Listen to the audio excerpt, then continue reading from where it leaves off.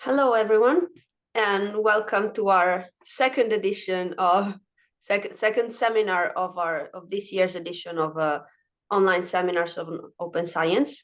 We're very happy to see everyone here, and today we will be hearing the presentation by Dr. Tony Ross-Hellauer on large language models, open science, and trust in scholarly work.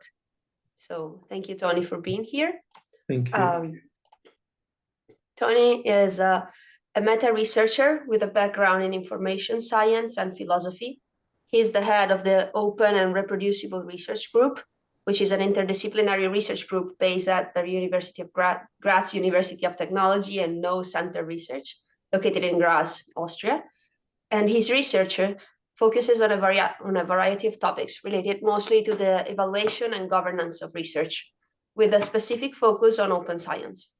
He is also a member of the International Advisory Committee of the UK Reproducibility Network, and he is project coordinator and PI for the EC-funded Tier 2 project.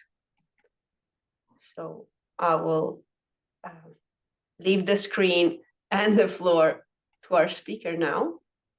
Many thanks, Christina. Let me try to share my screen as quickly as possible.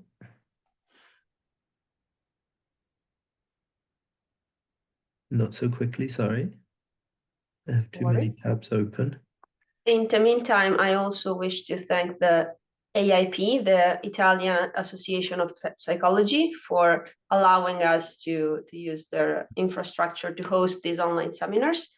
And also I remind you that we're going to have time for questions at the end of the presentation. So I hope we're going to have a fruitful discussion. Wonderful, thank you. Okay, so I'll try to talk for about 30 to 35 minutes and then leave plenty of time for discussion and questions. Okay, so today I'll talk about generative AI, especially large language models, which have been very big news in the last couple of years. And there are overlaps between issues of open science and implications for trust in scholarly work, both positive and negative. So LLMs have captured the public attention, especially with ChatGPT 3.5, and raised a lot of interest in the potential for how these technologies could be used to transform workflows across a range of areas. So all industries are looking at applications for this. And this also applies to scholarly work, obviously. So first of all, what is generative AI? And as I say, mainly we'll be talking about text generation. But generative AI is like in sum is a class of artificial intelligence that can create new content. New is kind of a loaded term there because there's a question as to the extent to which it just remixes everything from its training data, whether it can produce anything truly novel. But the point is that it can from scratch create content which at least looks to be original in some ways. And it includes text generation, but also images, music, moving images, and lots of other forms of media. Generative AI, it uses or relies on machine learning methods, especially deep learning and neural nets, trained on very, very large data sets. And most of the progress within generative AI over the last couple of years has mainly just been in increasing the numbers of parameters that are available for the learning. And through these AI processes on these large data sets, it learns underlying patterns, styles, or rules within the data, and then can analyze and interpret data, but also produces new outputs, similar in style or structure to the training data, but novel in composition. First thing to say is that there is a substance to the hype. Um, so I reference here a study from last year from Harvard Business, where they performed experiments with consultants from the Rand Corporation. So expert workers, and they were tasked with completing realistic, complex, knowledge-intensive tasks.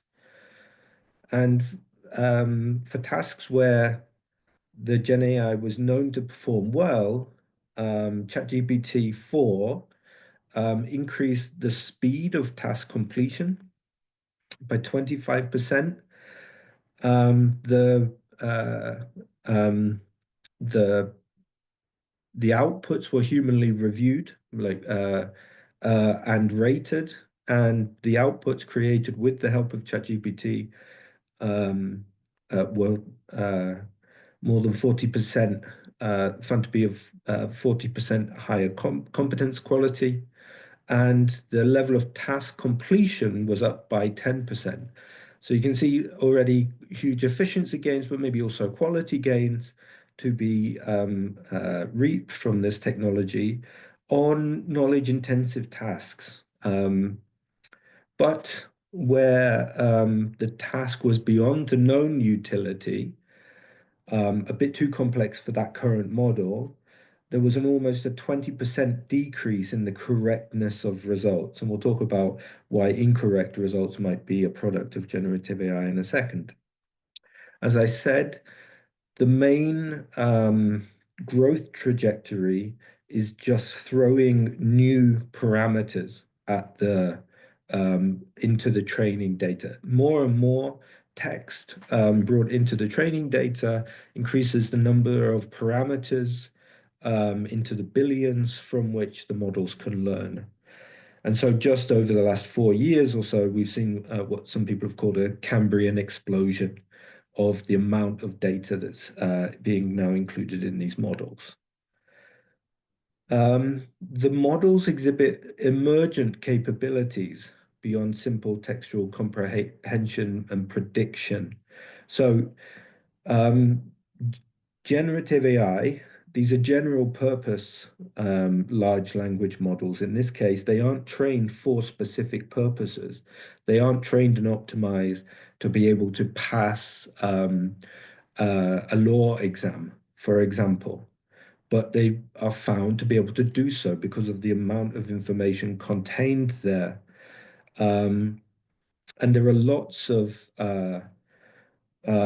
areas in which they can be helpful: domain specialism, ideation, like creating or helping think of new ideas, summarizing text, and chain of thought reasoning.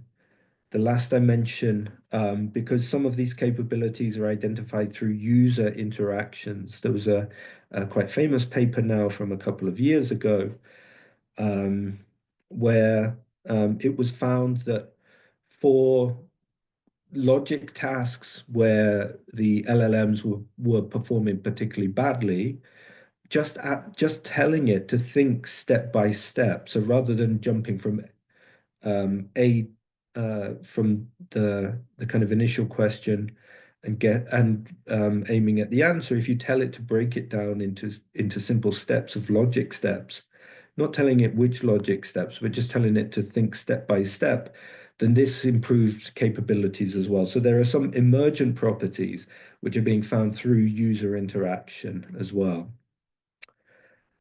And overall, large language models have what's called a jagged frontier, which is that the technology seems to excel in some tasks and then be less adequate in others. And sometimes tasks of the same perceived level of difficulty could be on one side or the other side of that line. So it's not a straight line. it is this jagged frontier, and navigating that jagged frontier, finding which tasks it is good for and which it isn't, what are the risks associated, and what are the possible solutions. This is the work that the scientific community should be heavily engaged with now, in order to find the most responsible ways of using this technology for doing our research. The potential impacts on research. There was a Delphi study from last year, which highlighted the transformative potential of large language models in science, particularly for administrative, but also creative and analytical tasks. And there's already very rich experimentation ongoing, looking at the potential for scientific tasks like research design, ideation, information retrieval, synthesizing evidence, assessment of research, textual analysis, helping with code or analysis scripts, helping also with data analysis itself, or dissemination, like translation, summarization. And so these are some of the use cases where I definitely believe that there are great implications of LLMs for the way that we do our research. But there are lots of potential downsides too, of course. And I'm sure that many of us are very familiar with large language models because they seem to have been so present in the public discourse for the last couple of years. But just to run through a couple. So what are the limitations? So large language models, and this relates to what I was talking about, the loadedness of saying that they come up with novel outputs, because at root, they are just a stochastic learning process, which is able to make predictions or to pile prediction on prediction of what the next word or the next token in a sentence should be to produce a cohesive text which answers questions. So it's probabilistic and mathematical processes underlying this,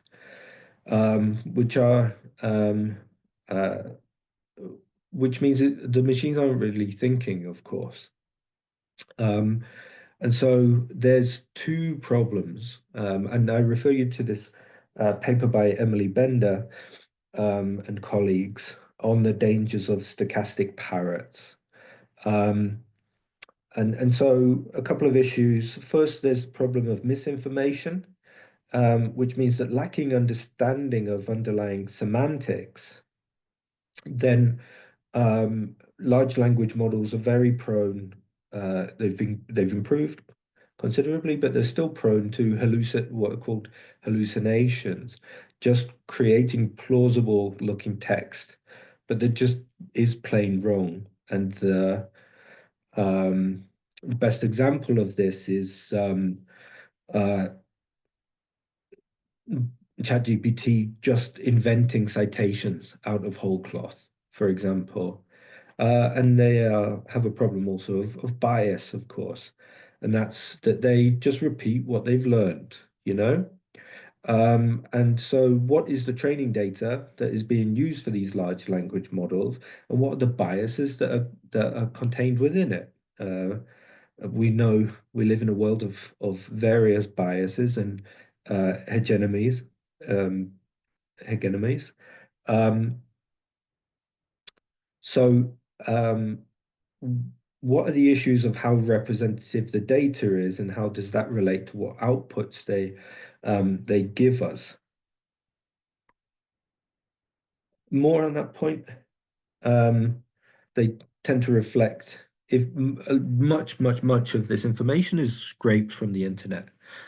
So what's most present on the internet becomes a huge question, and obviously there we can think of very strict hegemonies of region, language, demographics, and so on. And that holds the potential for amplification of biases related to race, gender, ethnicity, socioeconomic status. A very nice preprint from last year uh, there's a world survey on values, which is longitudinal and ongoing and very established. And it's conducted on regular intervals internationally in certain countries. And the researchers in this case just gave that survey, asked ChatGPT to fill in the survey. And they found that the answers that ChatGPT was given on the values scale were placing it very firmly within a global north, European, North American perspective, again reflective of the training data. And so using large language models for research without safeguards on this issue of bias of training data, and not only of the training data, of course, but in order to build production-ready models that don't, for example, encourage suicide or espouse Nazi ideology or so. There's a lot of human feedback reinforcement learning. So not only are values encoded in the data itself, but they are further intentionally encoded in the attunement phase, where humans are giving direct feedback to the model. Say this, don't say this. These are the values that you should hold. And that's an issue because we often don't know what the training data were or what the weights that were put back in during this human feedback rounds are. We also don't very often have access to code, to the model weights itself, to licensing information, information about architecture, model cards, or so on. There's a very nice resource maintained by researchers from Radboud in the Netherlands, which tracks the transparency of various LLM models, including the most famous ones. And just as an example, you can see at the very bottom of this graphic on the right, ChatGPT performs the very worst, with no green ticks on any of the transparency indicators. And this, of course, is the most prevalent model in the world at the moment. So these authors found that even amongst projects which claim to be open source, and the openness or the open washing is a very prevalent issue in large language models. We remember that ChatGPT, the parent company, is still called OpenAI, but that so even amongst open source projects which claim to be open source, many inherit undocumented data of dubious legality, which means we don't really have transparency on what data is going into these models. It's very possible that stuff has been scraped or collected in such ways that it infringes on copyright, for instance. This is still a very gray area. That few share the all-important instruction tuning, as I said, this level of human level feedback, which is a form of re-inscribing values into the model intentionally after the main model training. And that careful scientific documentation is exceedingly rare. Very few academic papers, only a few more preprints, and the kind of state-of-the-art documentation of AI models that we might expect, model cards, data sheets, and stuff, is very often missing too. A little more background on issues of reproducibility in machine learning driven research. So machine learning methods are used. So machine learning here much more broadly than generative AI, just using machines to learn patterns in data to make predictions. These methods are increasingly prevalent across almost all, I guess, by now, quantitative disciplines. And the issues for reproducibility of machine learning driven research, many of them are things that we might be familiar with. So I think with the Italian Reproducibility Network's connections to field of psychology, and if many of you are in that discipline, you're probably aware of the kind of key issues of reproducibility there. So some of these issues are very similar, dealing with biases, the fact that there's very limited access to data and to code, the prevalence of spin practices like um, uh, invalid interpretation of data and poor completeness quality of reporting. But there are more specific issues as well. There's an issue of data leakage, which is somewhat analogous to p-hacking.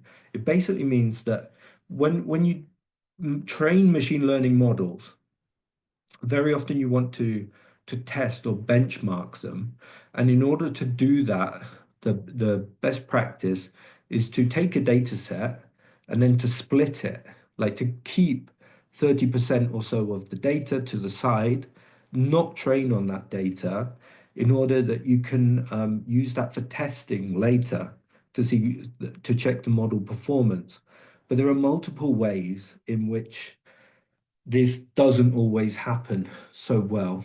Uh, and the main or kind of a very common reason is just that the data that is used for testing remains within the data set used for training. So if the model is using the test data for training, then it's learning the answers in advance. And when it comes to the test phase, it can answer directly based on that. There are also lots of ways in which bias can creep in from test data and from training data and so on. But then there's also issues of the inherent non-determinism of these models. They are meant to be probabilistic, and there are the exact traceability of why certain decisions were reached when and where is very difficult. This point about the explainability of those things, this is an ongoing area, but there are also environmental differences. So using different software, hardware, computing environments can introduce big differences as well. And also there's the fact of very limited computational resources. Training large language models is something that would be very difficult to reproduce, not only because in the case of ChatGPT, for example, you don't know which data, and so you couldn't reproduce that, but also just because of the millions and billions that go into training these models these days with the number of parameters and so on. So this is a preprint that we have under submission, where you could go to find more information about the main issues of reproducibility for machine learning driven research in general. So then the question is, how well will generative AI align with open science values such as transparency, equity, access? And what are the prospects for good or bad? And which stances or standards, how should we interrelate with these technologies in using them, in testing them, and in creating responsible guidelines or practices for their use. So, 1 second.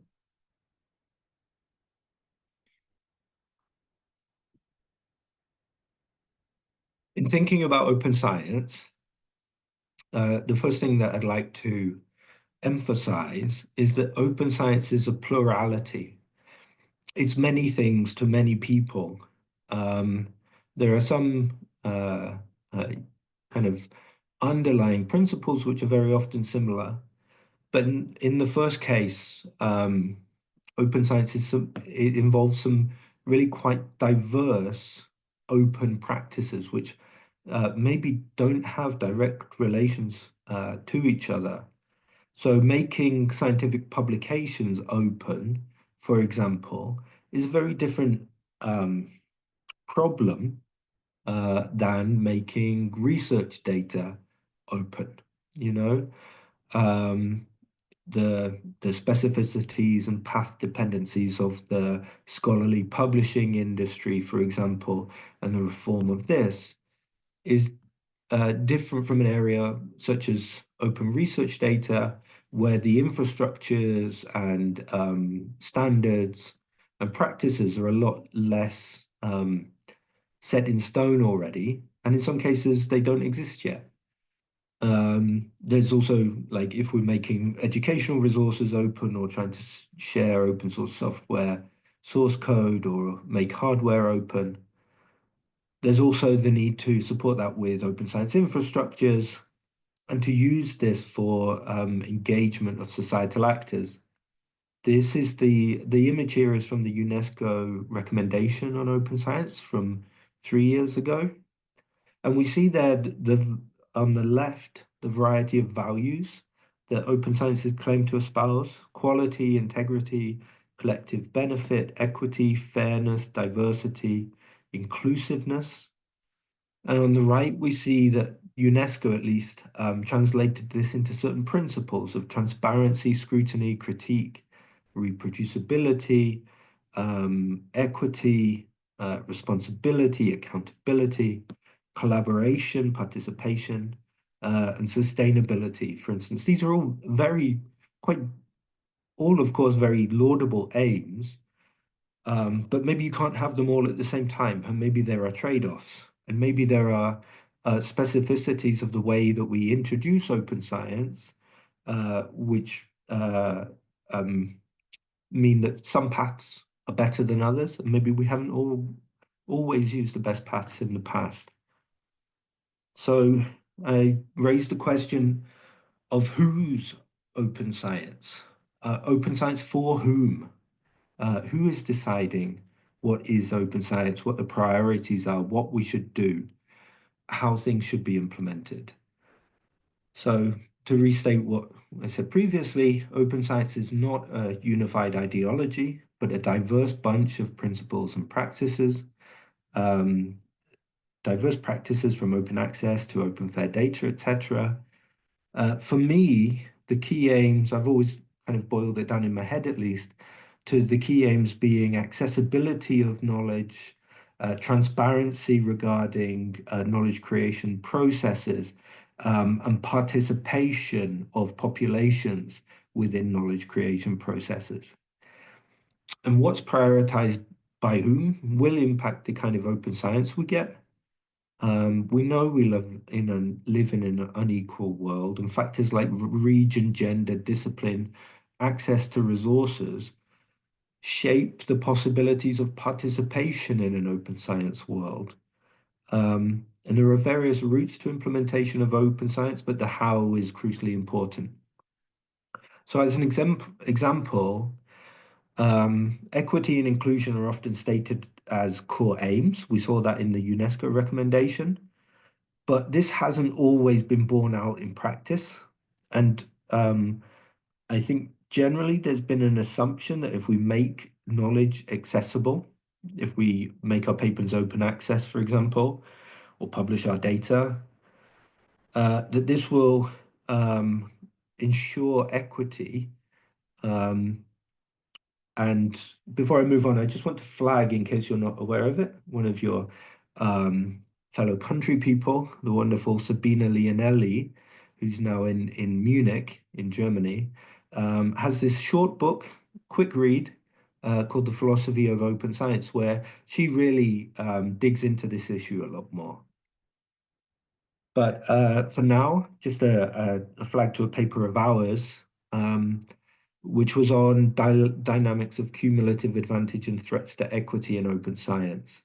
So equity and inclusion are often stated as core aims, but there are lots of ways in which the implementation of open science, for example, in making the predominant way to publish open access, publishing in fee charging open access journals, so having to pay an article processing charge, has led to stratifications of who is publishing where to the detriment of regions and populations who have access to fewer resources to pay those kinds of charges, meaning especially the global south. I refer you to the paper there.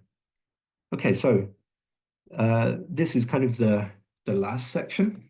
A few more slides to go, but in the remainder, I'll talk about this paper and the findings that we have. This was just published in Quantitative Science Studies. We are exploring the challenges and opportunities for open science and the confluence of generative AI with my colleagues Mohammed Hosseini and Christy Holmes from Northwestern University and Serge Horbach from Radboud University in the Netherlands. I put the QR code here in case people are quick enough and like to use two screens to have a look at the paper while I talk. So, assuming that's enough time for people to get their phones out to scan the QR code, I'll move on. So, the aim of this paper was to use the analytical framework of the UNESCO recommendation on open science to scope how large language models could contribute or maybe be to the detriment of the various areas of open science. And to run through those, the main or kind of the too long didn't read version of our paper is a table which is available towards the end of the manuscript.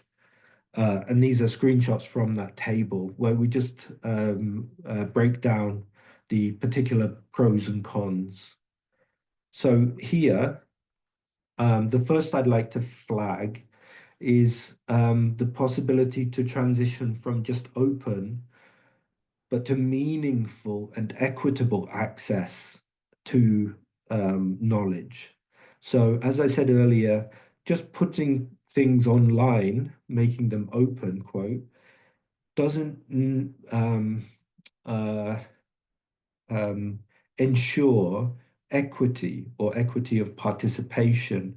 If we think of open access publishing, a key driver was always, at least at the policy level, that opening this information would make it of better use to publics, so to the general public, but also to policymakers and laypersons.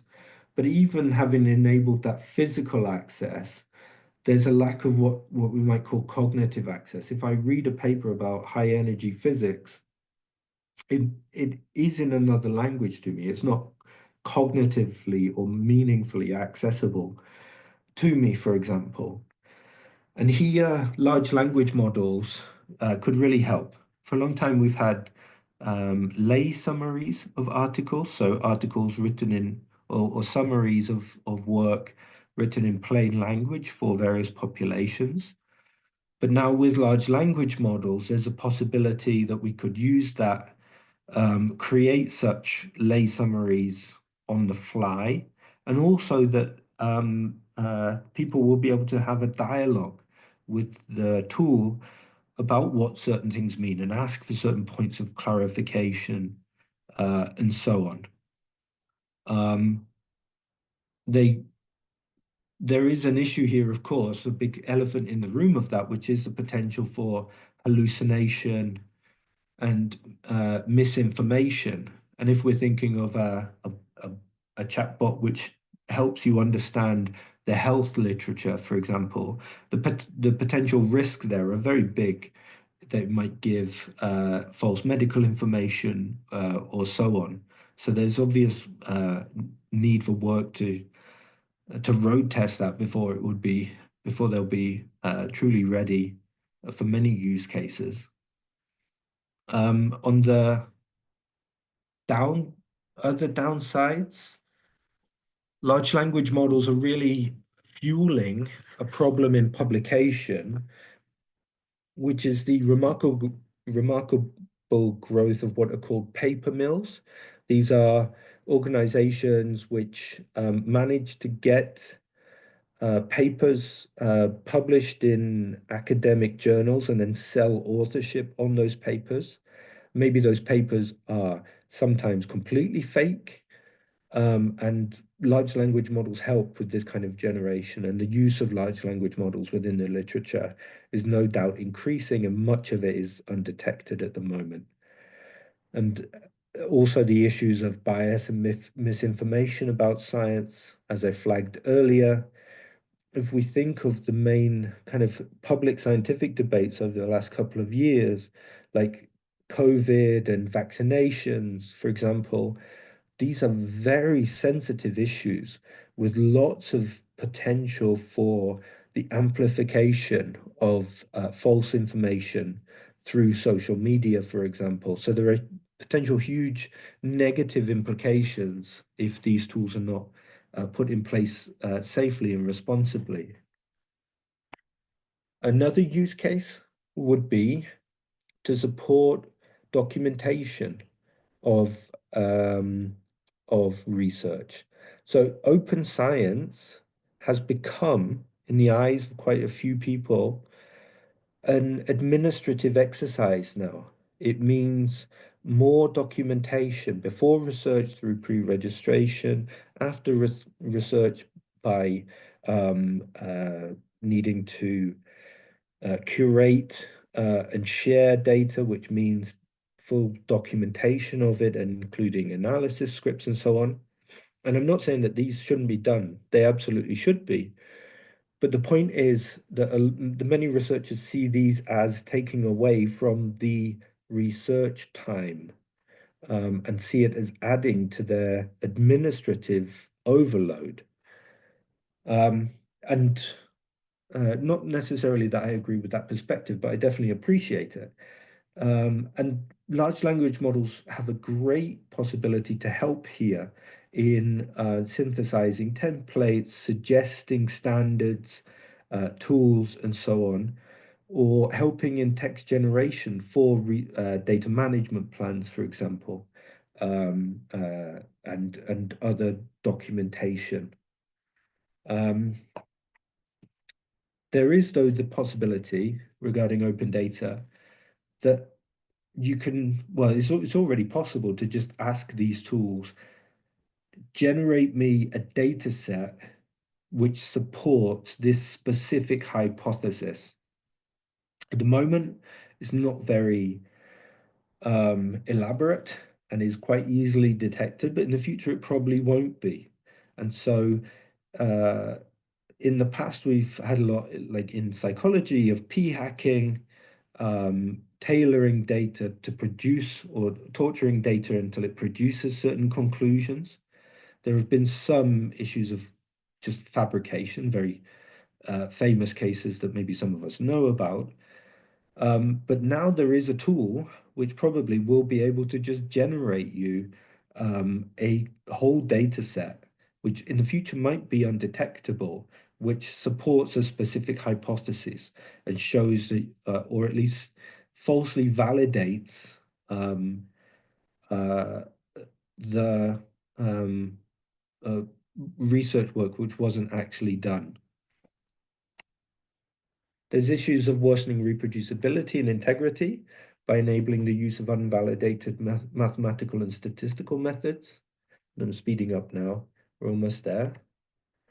In terms of infrastructure, the fact that most major models themselves are not open means that, in my view, they're not really ready for use in research yet, or at least for research-sensitive tasks, where the traceability and explainability of processes are really in question.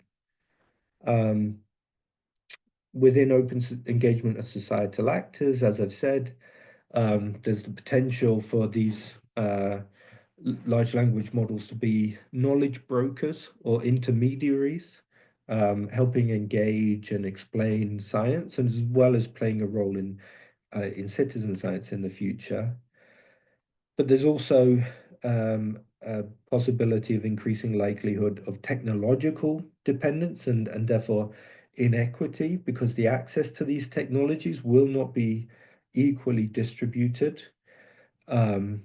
And there's an issue of, as I said before, of the possibility of spreading misinformation, increasing the risks of shaping for public opinion. So, quick recap. Much of open science relies on good documentation, and generative AI can potentially help here in terms of meaningful access. Generative AI improves access to research, but creates dependence and risks misinformation. On diversity inclusion, it could foster this, but might also reinforce existing biases because of the training data, because of the values encoded through human feedback.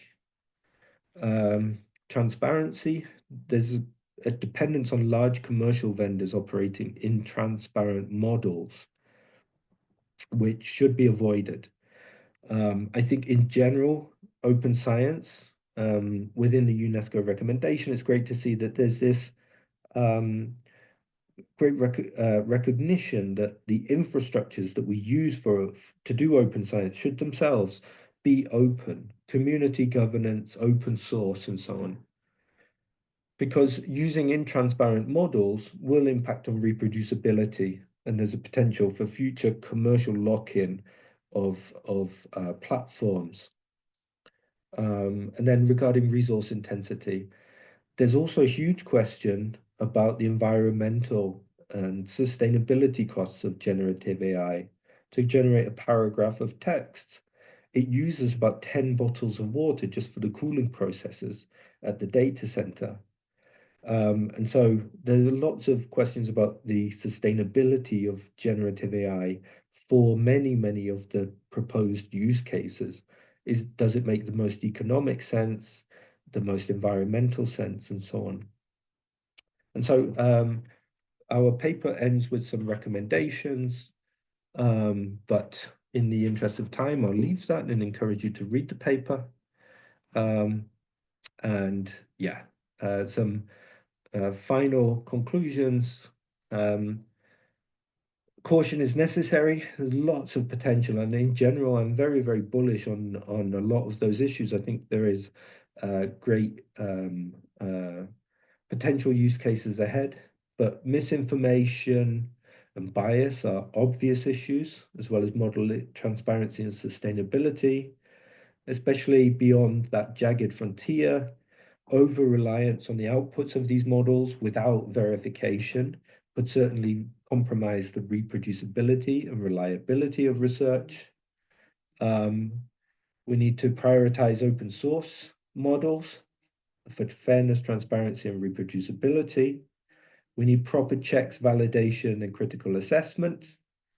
And scholarly communities, i.e. us, need to take a lead on shaping the rules of the road here, creating guidelines or standards for ethics, reporting, attribution, credit, transparency, assessment of bias, and so on.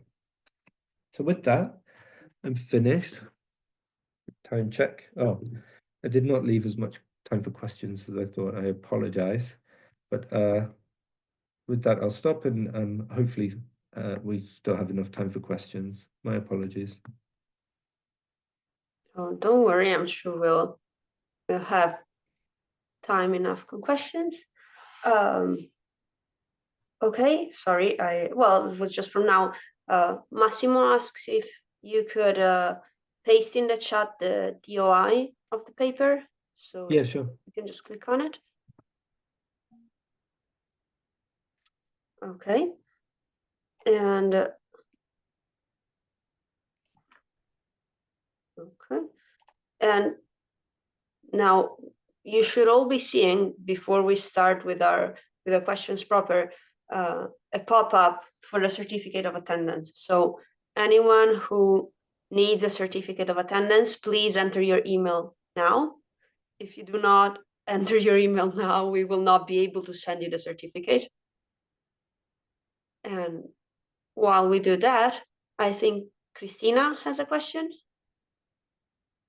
Yeah, well, first of all, thank you, Tony. I think, well, you gave us a lot of things, yeah, that we will have to think about. But I think that the two most important issues are related to the inclusivity, the fact that, yeah, the general public needs to be part of the process. And I found it, I did not know about the study of Attari and colleagues, which really shows that, yeah, these models are weird, basically. And this is just one of the examples of the things that people, I think, would really need to know about these models. I think that really, it's really, yeah, important that we, the science, explain it to people. But you also mentioned that ChatGPT and general these models can be used to, if I understood it correctly, people can use them to better understand science. But I think that for this, there, at least at this moment, how these models are at the moment, I think we, the scientists, have to have an important role, because just to give an example, I tried to ask ChatGPT to explain to me my own research, and it was completely hallucinating about it. Yeah. So, and in this case, of course, it was really clear for me because I knew it very well, but I'm wondering what will happen if I'm asking about, if I'm in the shoes of a layperson, like I'm asking about research in a field where I don't understand. In this case, of course, I could come out with completely wrong understanding. So I don't know, what do you think about it? But well, my impression is that we should really do something a little bit more that what we are doing now, also by using these instruments, and use them to yeah, to ask these models to explain science, and then correct it when necessary, and then give it to the public. I don't know. What do you think? No, absolutely. First of all, the point regarding kind of the weirdness of the models, I don't suppose this project is helping get around that issue, but I saw very recently there's a Horizon funded project, not part of it, to build, called Euro LLM, to especially to develop LLMs tailored to European languages. So kind of the predominance of English, at least within the literature, within the training data, is thank you, Massimo, is an issue. And so I think the route forward really lies in more localized and well-trained, like more specifically trained versions of these models. In the case of science, yeah, absolutely. A lot of what we present in the paper is kind of aspirational, you know? It's like they could be used for these things, and these are the issues, laying out the issues. We kind of saw the paper as kind of laying out a research agenda, really, you know? These are so it's not that they're production ready in these cases, but there are some tools for that. And of course, if you're developing something for health, for example, very specific training and very specific weighting within models to the peer-reviewed literature or the scientific literature, some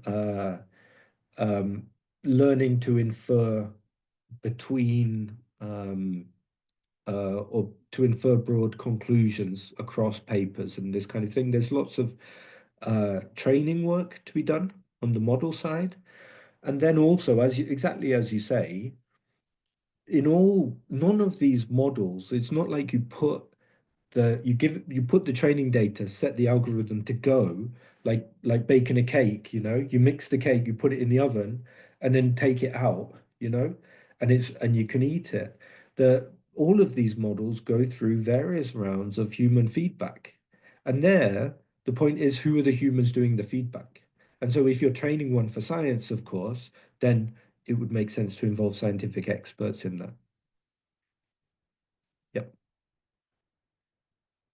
Is there another question? Hi. Yes, thank you. First of all, thank you so much for your talk. It was really interesting. I'm definitely going to read those papers. So I don't work in research myself anymore, but in research management. But I've noticed that a lot of researchers tend to use ChatGPT or other, mostly ChatGPT or maybe also other LLMs for analyzing their data. Yeah. And I was wondering, or for writing code for analyzing the data at least, but I was wondering if a concern that you've also maybe dealt with or thought about is the fact that you actually might be sharing some of your data or your research results with these models and then actually giving them right to the training data that is used for these large language models. That so is there a concern that this data or information that you share while you're writing this code and or analyzing your data is actually being given away and basically stolen? Because I guess that's also a big question in open science, right? The more you make available, the more afraid you might also be that your ideas and results are stolen without you noticing. So isn't that actually really a big concern while using these commercial models? Yeah, absolutely. There's a couple of things to say there. The first is that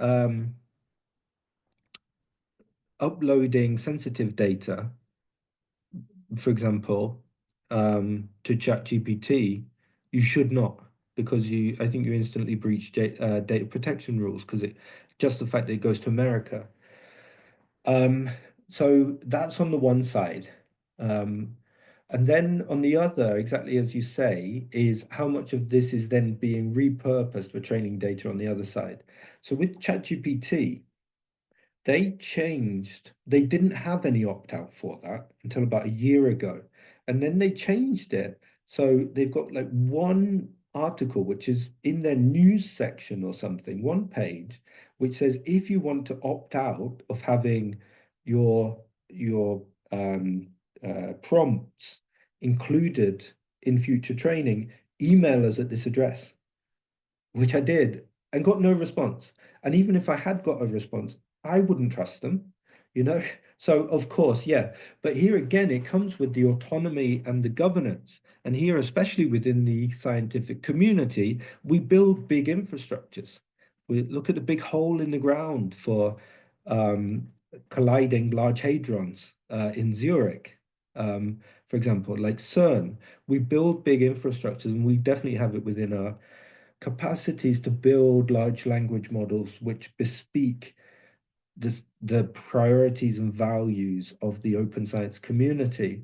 And obviously my values and priorities are very aligned with open science, but even those who are less open science aficionados, I think, would agree that the issues of governance and autonomy, control of data, the law, these are definitely common concerns of everybody. Again, this is an area where it's just ripe for new guidelines, new proposals, new standards, and so on. So I think it's a very exciting area because of so much uncertainty. But in terms of actually deploying these tools for now, especially when teaching students and things on responsible usage, they should definitely be aware of kind of legal limits and then kind of what these tools might be doing with that data down the road as well. Yeah. Yeah, thank you. If I just may just add, actually, you're pointing out this really important factor on data protection. So when I was still doing research, I was in neuroscience, and we were always wondering about the fact, can we actually do open science or with our data in neuroscience, because it's always contains personal information, even brain imaging data does. So shouldn't there, I mean, if there are any guidelines for sharing or making your data open in terms of open science like guidelines, shouldn't they also apply then to sharing this data with LLMs? But there isn't anything yet, right? I mean, I was doing some research on any like guidelines or any like recommendations from the open science community, but I didn't really find anything. I don't know if I missed something maybe. Yeah, I think it's a very interesting question about sharing, because that's sharing data with the models or the companies, rather than sharing with kind of other people. Like, so I'm not sure what the legal definitions are there, but I would say in general, I mean, we can build trusted environments for these things, you know. My worry is that in the rush to look progressive, that this isn't being done. And the other university here in Graz, for example, has a uni GPT, which is just a wrapper trained on some of their administration processes and so on of ChatGPT. With all of the, now they have an industry model, which is that they sell services to industry and they promise this is a secure environment where your data will not go anywhere. But again, yeah, I'm not sure. The kind of move fast and break things attitude wouldn't make me too sure. And especially with sensitive data and the potential for even re-identification of anonymized data these days is so huge. So can't be too careful, I think. Well, thank you, everyone. Thank you, Tony and Christina and Cornelia, for the really interesting discussion. I think the presentation and the question themselves will give us a lot to think about. I wanted to ask if there is any other questions coming up. Okay, yes, one from Marco. Hi. Thanks for the talk. Sorry, I missed the first part. It's more of a comment rather than a question, and it's something that has emerged a lot in editorial discussion up to now, because there is this whole literature on using more than own GPT, especially in cognitive science, as an instrument. And when, as an editor, you have this kind of papers to evaluate, the question arises a lot as to whether we have to consider them at all, because it's really related to the transparency issues that you have discussed. We don't know much or anything from a certain point of view about many of the systems, not all of them, of course, but many of the systems. So given that we are rightfully raising the bar about whether to consider or not a paper submitted by journal in terms of transparency of the data, especially the behavioral data. The question is, shouldn't we apply the same criteria to this kind of works, this kind of studies that use LLMs? Shouldn't we reject straightly, risk rejection for papers that use LLMs that are not open, that are have a low degree of transparency? So the question is, why do we have this double standard, essentially? And we don't apply the same degree of scrutiny to models that we are applying now to human data. Yeah, absolutely. The kind of state of the art for citing using models at the moment is just to say on which date and with which version, as if this helps. As if I read in a paper, yeah, I did this analysis on the 13th of August 22 with ChatGPT 3. Don't have access to those models, and I don't have access to those models on that date. Yeah, absolutely. But there are so many use cases, very interesting use cases for these things now, that I don't think journals want to shut themselves off from that kind of experimentation. And especially because of the high level of resource, you know, some institutions have their own models which they can run, but open source models, it's the same with everything open source. There's a lot of development work to curate and maintain them. And a lot of researchers won't have access to that. And you don't want to maybe shut down the experimentation phase or limit it to the big organizations who have friends who have their own models, which bespeak certain things that we want to see. I think there's definitely a need to separate using these tools in order to answer a research question from exploring the use of these tools for their potential to answer research questions, you know? So an adjacent field for me is computational social science, and I was at a conference recently, and using LLMs for agent-based simulation is now a huge, huge thing, you know? But it was very unclear to me in the reporting of a recent paper, at least one example, to what extent they were trying to test whether LLMs are good for this, or whether they were trying to test a thesis. They were reporting kind of natural limits in line with Robin Dunbar's idea that kind of social networks have human social networks have a natural limit at 250 people or so. So yeah, there are areas where, of course, it's not integral to the science. So if I don't write I'm originally from the UK and now live in Austria. My German's a bit shaky, and luckily I don't have to write science in German. But if I were to have to do it, I definitely would put it through ChatGPT and ask it to refine my English. And I think that this is absolutely fine. And I think it's probably also, yeah.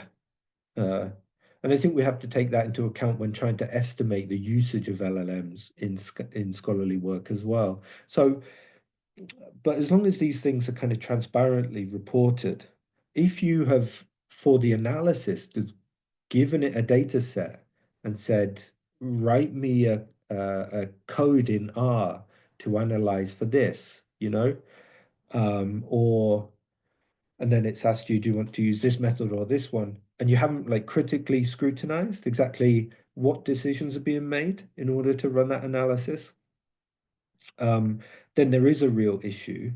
And there's a problem there because one of the real great uses of these tools is to democratize access to kind of data science skills, maybe.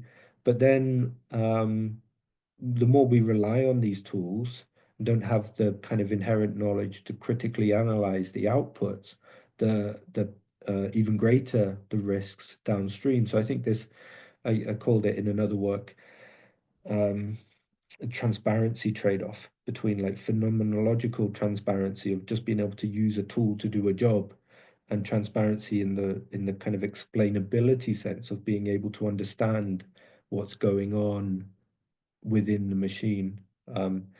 Again, lots of just such interesting questions in this area, which makes me kind of, I think it's so much more than hype, and makes me really excited to work on these topics in the future. Thank you. I think that when you're working in cognitive science, cognitive psychology, sometimes you are kind of a special case, right? Because you have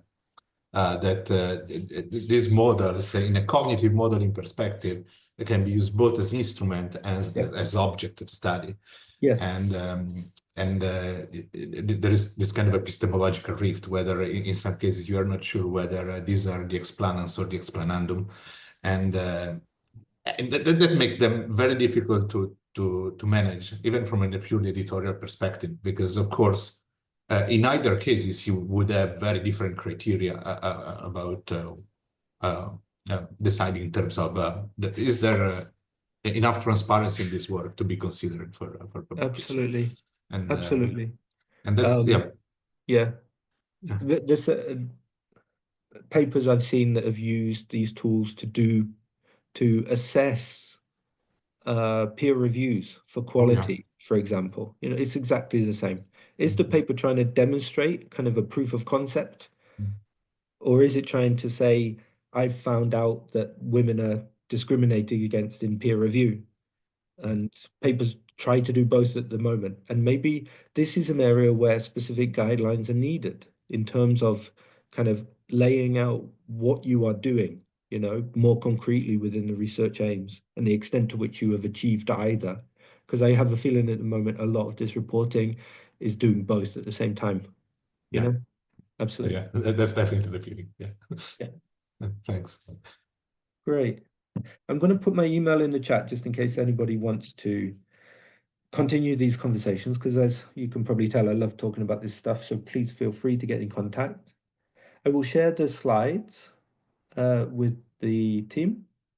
Is it okay if I just forward them to you, Christina? Yes, I think you should. I think you've been in touch with Michela, who sent you the initial emails. But yeah, you can forward it to any of us or to our ITRN educational, I think. Okay. Sorry, let me check the email. But yes, anyway. Okay, sure. And before we go, I would like to just take a moment to thank Tony again and invite everyone to our third seminar in the series, which will take place in January of next year. On the 22nd of January, we will have Julia Priest-Boucher talking to us about open science practices and intellectual properties. So I hope you're interested, and I hope you will sign up and join us again. Concerning the certificate of attendance for people who might need it, we will send one within the next 7 days to all the emails we register through the form that we opened during this seminar. So if you requested it in a form, you will receive your attendance certificate, which will be in the form of an email. And other than that,